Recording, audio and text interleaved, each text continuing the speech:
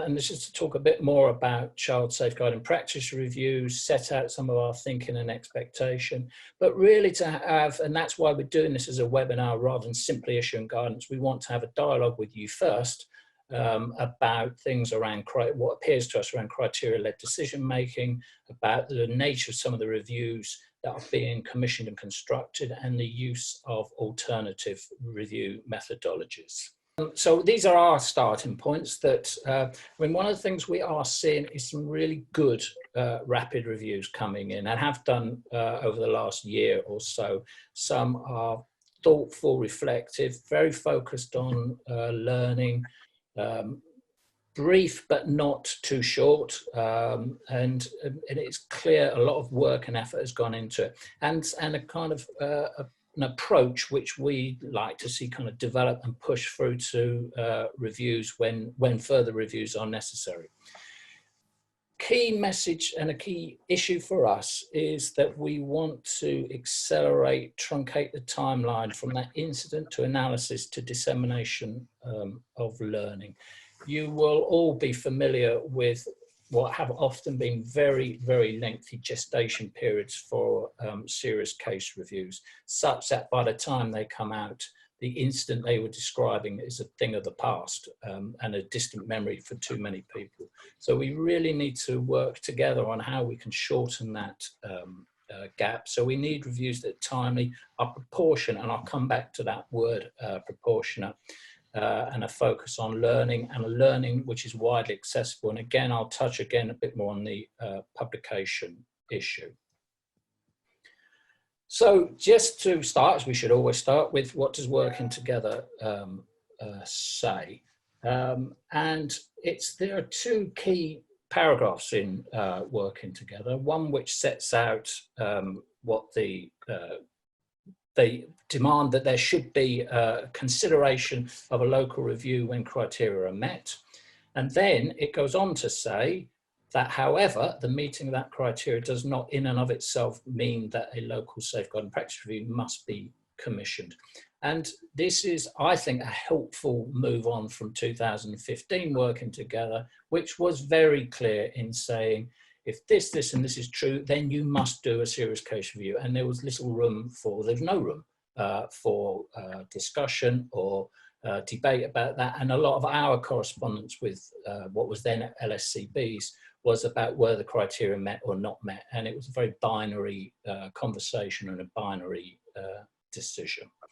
And the reason I emphasize that is because it still seems to us there is a bit of a focus on the first bit of this about whether the criteria is met, rather than it was met, however, we need to consider some other things. So it's still a bit of, we are seeing in too many rapid reviews, a conclusion which is simply criteria met, criteria not met. And that's what so part of this discussion is about encouraging to move also into the second issue about, well, so the criteria might be met, what therefore are we going to do? So moving us on, Steve. So this is a kind of typical issue for us that we've seen. So there's a decision made by safeguarding partners that the criteria is met and an LCSPR or review is to be commissioned. We then see that an independent author is to be identified, a panel is constructed, IMAs are completed, combined chronologies to be reproduced, and a report is to be produced. That sounds to me like a serious case review process. We've had three LCSPRs came to us recently. Two of them referred to incidents in 2018, took 12 months to be completed, and a further 9 to 10 months before publication, and they averaged between them 33 pages. And I think one of the kind of key messages from this discussion and from this webinar is that an LCSPR is not a serious case review by any other name. We are looking for people to think about those reviews in a different and more creative way, in a way which will help you and help the system cut to the chase a lot quicker. And another thing which might, I think, exemplify the issues here is that of the rapid reviews that have come our way, so far 79 or 79 reviews have concluded that they will be commissioning an LCSPR. So far, only 8 completed ones have come our way. Now, if you think that all of you went to safeguarding partnerships by September last year at the latest, that would imply that there are a lot of reviews in the system that are working their way through the system ready before they can be finalised and published, and would imply that they're working to a timescale not dissimilar to the ones we've quoted here, and possibly not dissimilar to those used for serious case reviews. Now, the other set of circumstances we see is where safeguarding partners decide that the criteria are not met, but that a further review is necessary or warranted or would be helpful, and then decide to do any number of different things. Some call it a learning review, a multi-agency review, a window on the system, a practitioner workshop, or a combination of each and all of these. And we are presented with some responses and with some proposed methodologies which are more creatively constructed, more imaginatively constructed than we are seeing in the LCSPRs, which I talked about earlier. So here's just a couple of examples, which you can see for yourself, where these are two different partnerships. First one where the local partners didn't agree with the recommendation from their own rapid review panel because they felt the criteria was not met. So there was an agreement, a common ground, that there was a further review was warranted, but the partnership felt because the criteria was not met, they'd do it as a learning review, focus on some events around peer relationship difficulties and self-harm, rather than doing an LCSPR. Second example was a proposal that in this partnership, what they would do, rather than commissioning an LCSPR, that they would get frontline senior managers from all the agencies involved. They'll take part in independently facilitated workshops. They'll evaluate current approaches to the families with complex needs and identify barriers to effective multi-agency work, including information sharing. Now, I'll say a bit more about that in a minute, but just let me say at the moment, our response to both of those were good. Very good responses to the circumstances that you were presenting with. We had no problem whatsoever with those proposed responses, save for the fact that they were not to be LCSPRs. Be clear about where we have got to in this. So, first of all, it is clear that we want to really emphasize that element which I quoted at the beginning about working together, that meeting the criteria is only the first set of thinking that needs to be done by local partnerships, that we want people to move away from the criteria is met, so therefore, we want to get people to and everybody into a place where the criteria are met and our further considerations takes us to these following kind of conclusions about what we should be doing next. Our second position is to say that when a further review is warranted, then they should always label those reviews as a local child safeguarding practice review, regardless of the approach taken to complete it. And we'd want to see, and are seeing in a lot of instances, a methodology chosen for a particular review that's best designed to surface the issues in the heart of it. And to go back to that earlier list, I mean, don't physically take us back to, but to that earlier list of multi-agency reviews, learning reviews, windows on the system, we're perfectly relaxed about that, perfectly comfortable that they are likely to surface and to explore the issues that are required. But what they don't do is, first of all, gain the views of, necessarily always gain the view of the frontline practitioners, and they don't necessarily gain the view of the families. And obviously those are two central requirements within working together for local child safeguarding practice. reviews. And voices, which I know from some of the comments and questions people are making today, voices that without which reviews are not complete. Reviews should be proportionate. Those of you, and the number of you, have had letters from us saying, yes, we agree that you should do a review and it should be proportionate. And that's become a bit of a code word for us. It's a word that is used in working together, but it's when we say proportionate, we mean it should be focused on the core issues of the case. And just to emphasise Peter's response to David Jones's very pertinent and important question about publication, that too many serious case reviews in the past, and indeed some of the early local child safeguarding practice reviews, in our view, contain an unnecessary amount of detail about internal family life and internal family functioning. And interestingly enough, becomes the reason then why some partnerships don't want to publish, because the report contains an unnecessary amount of detail about family life.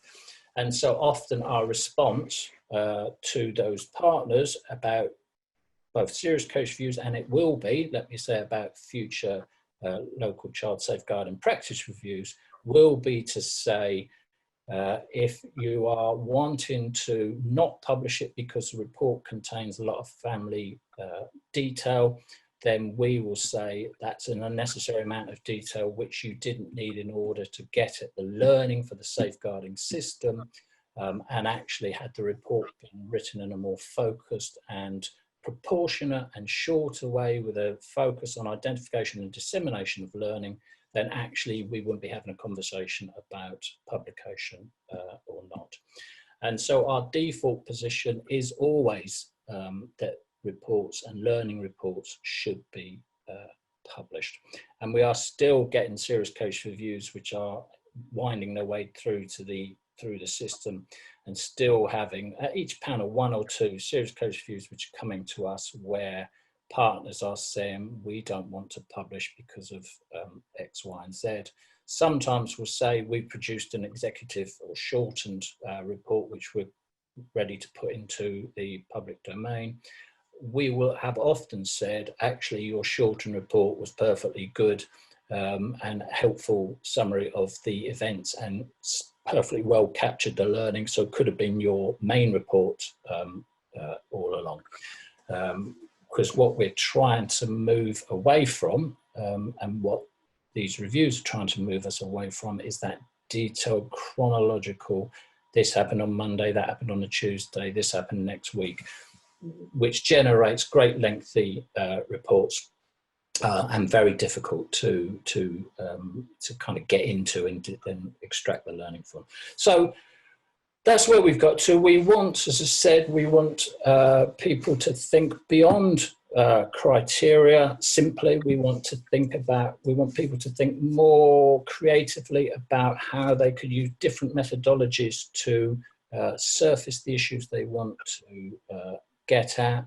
We want people to think about how they can generate reports which are much more timely and accessible, which do capture the voices of frontline staff and families, and which can then be published and put into the public domain, because then that's how that learning becomes available to the rest of the system.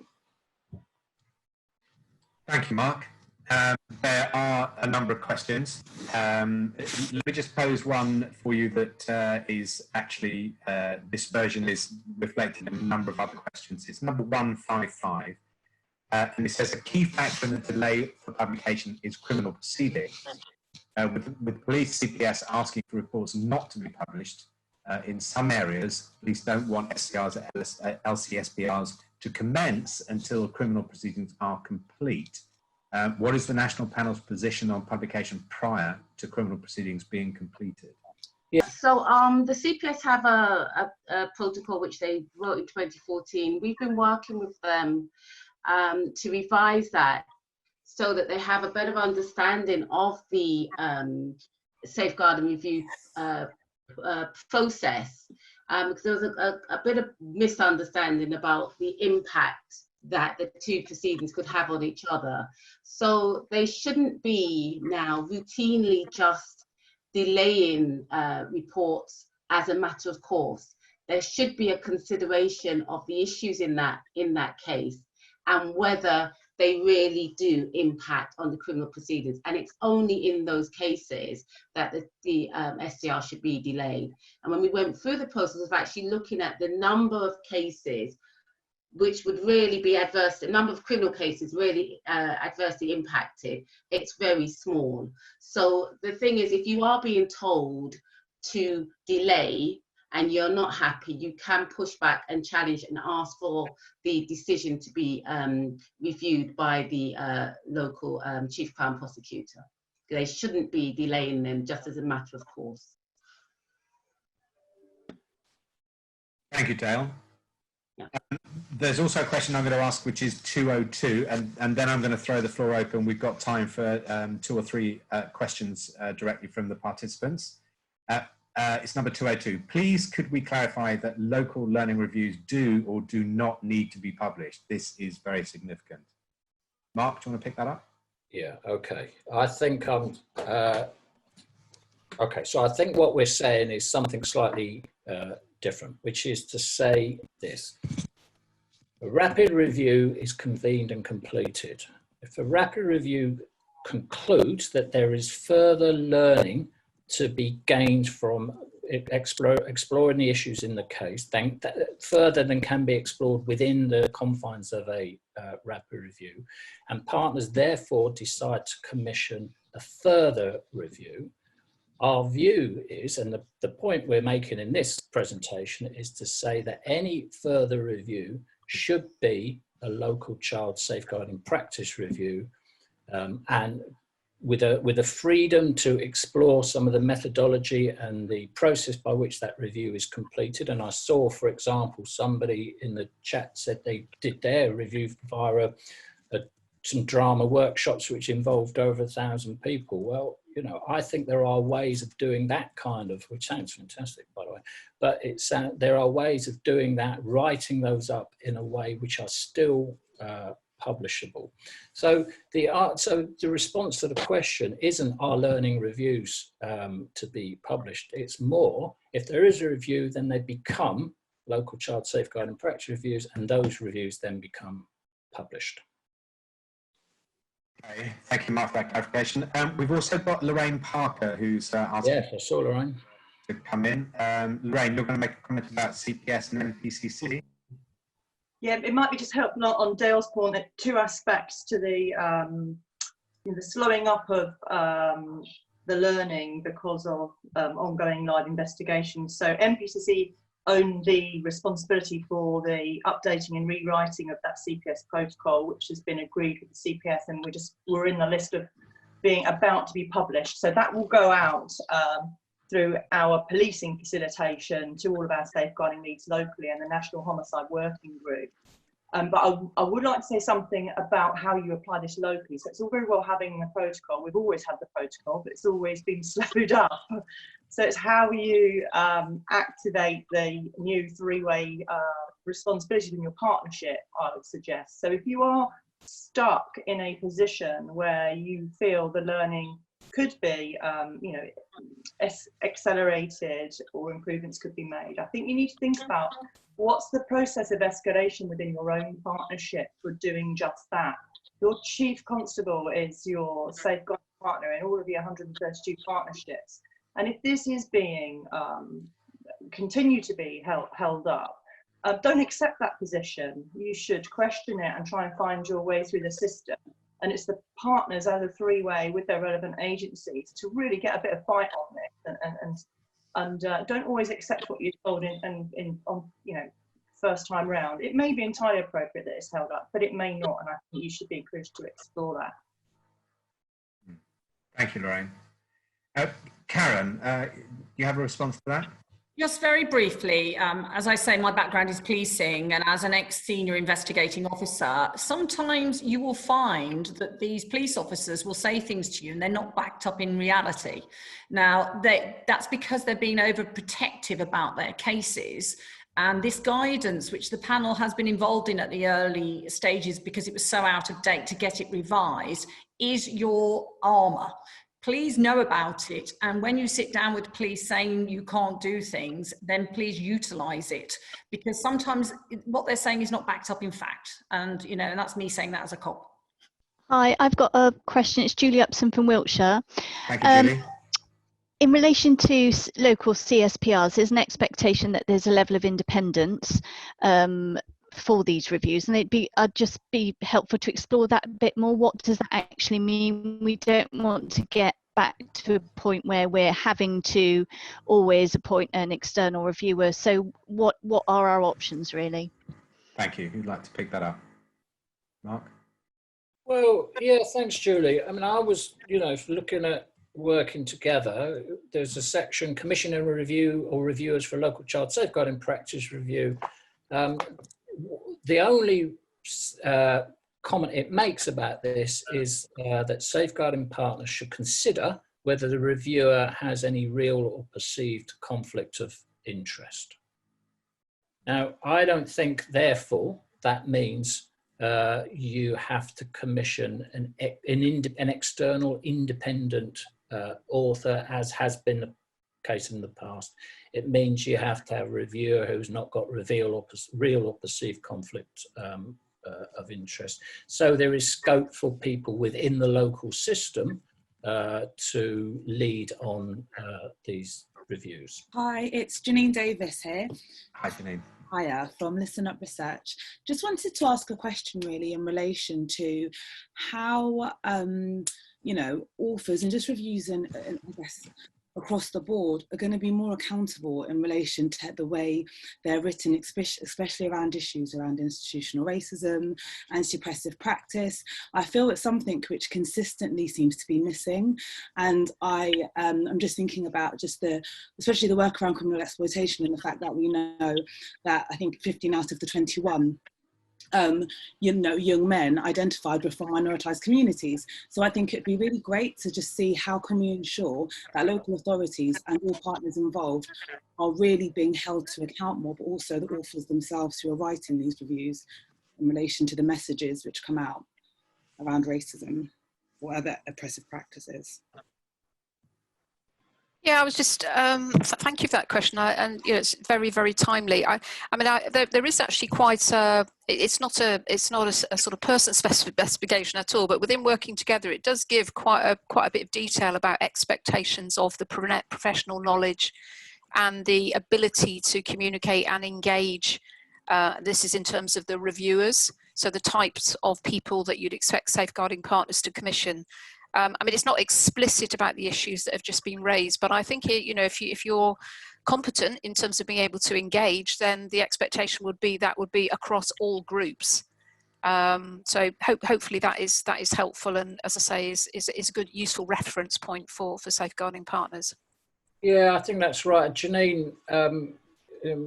You and I had a conversation about this recently, didn't we? And I think, you know, a couple of things. I mean, clearly there is an onus on partnerships when they receive a review from whomsoever.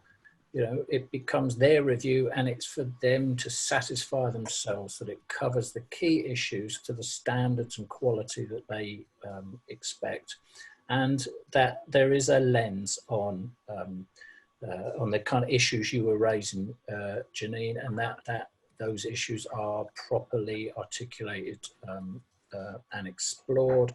And equally, you know, it behoves us nationally to do the same with our reviews. And you know, certainly it's something that's in my mind very strongly for the NAR review I spoke about. And as a board manager, I've had to really work hard to find BME reviewers, because actually we don't recruit, but nobody uses them. There's a real reluctance. So whilst the national panel saying, oh, partnerships should do this, there's a bit about a risk culture saying we go for established people who've done SCRs before. So actually, we've found people who are doing it, but they don't take on a risk, which is fine.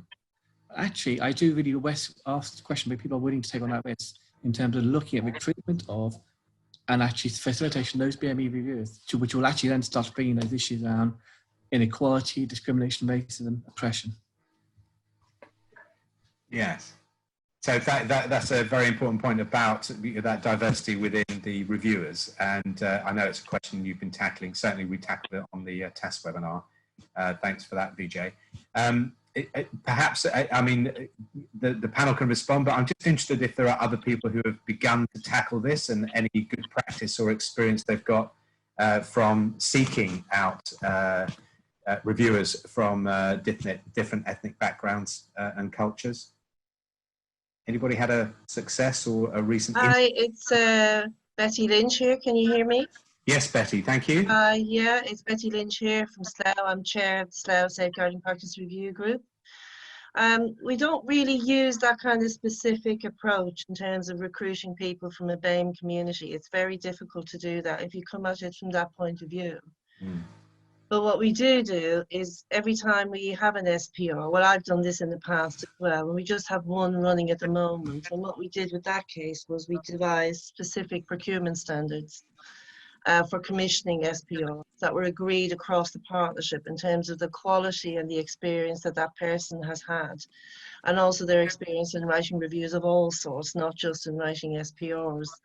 I'm not sure if that's helpful, but it's just a matter of looking at this a bit more laterally in terms of the breadth and the range of a person's experience, their ability to work with a very diverse community, with a very diverse workforce. It's absolutely critical to us. But their experience around SPRs is critical to that. So I think it's really important for each and every time you launch into the SPR process that you think very carefully about each author differently, bespoke to that particular case, and make sure you commission appropriately. It's not easy to do though, because you need a broad range of consensus around the table, and you need to make sure that that particular author suits particular learning, so yeah, so that's it really. Thank you, Betty. And there's also comments in the Zoom chat about the focus on the right skill set in order for those lessons. Dale, did you want to make a comment? Yeah, I think it's, it was Vijay's point. I think it's really important to think about the diversity of your reviewers, and certainly in terms of the national pool, we have looked at sort of the terms of reference for that to see if actually it's unnecessarily restrictive, so that we can open it out to people from other backgrounds who've got good investigative skills, but not necessarily in the social care background. Because if you keep fishing in the same pool and you keep looking for the same skills, you will get the same people. And that we cannot continue in a situation to say, oh, well, there's nothing we can do because we're just looking for the best in that field. So I think that there is more that certainly we're doing at a national level to ensure that we widen the base of our pool. And I think that local areas should look to do more themselves. My name's Suzanne Alwick. I'm Head of Strategic Partnerships at London Borough, Waltham Forest. I think in terms of diversity, that's a really important issue. And I think it can kind of link with thinking about how we use the skills and knowledge and experience of our workforce within our partnerships.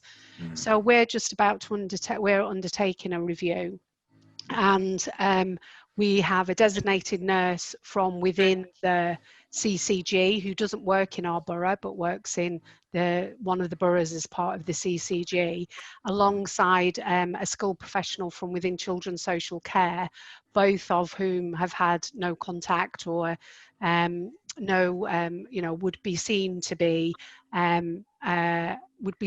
independent. So I think there is something about utilising knowledge and experience within our partnerships, and with agencies that are on a broader footprint than the local authority, that is kind of easier to do.